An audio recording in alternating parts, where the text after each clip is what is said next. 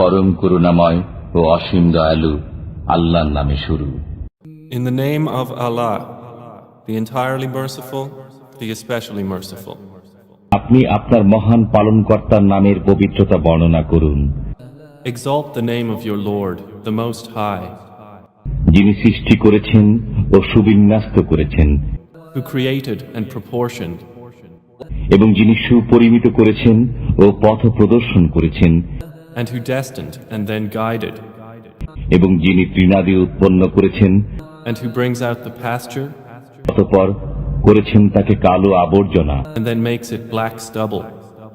আমি আপনাকে পাঠ করাতে থাকব, ফলে আপনি বিস্মৃত হবেন না। We will make you recite, O Muhammad, and you will not forget.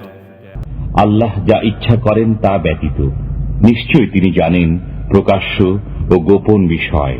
Except what Allah should will. Indeed, He knows what is declared and what is hidden. আমি আপনার জন্য সহজ শরীয়ত সহজতর করে দেব। And we will ease you toward ease.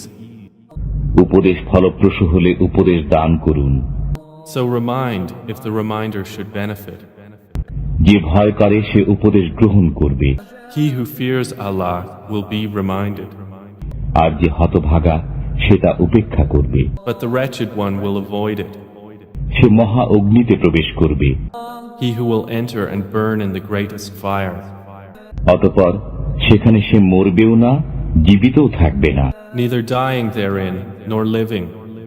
নিশ্চয়ই সাফল্য লাভ করবে সে যে শুদ্ধ হয় He has certainly succeeded who purifies himself. এবং তার পালনকর্তার নাম স্মরণ করে, অতঃপর নামাজ আদায় করে।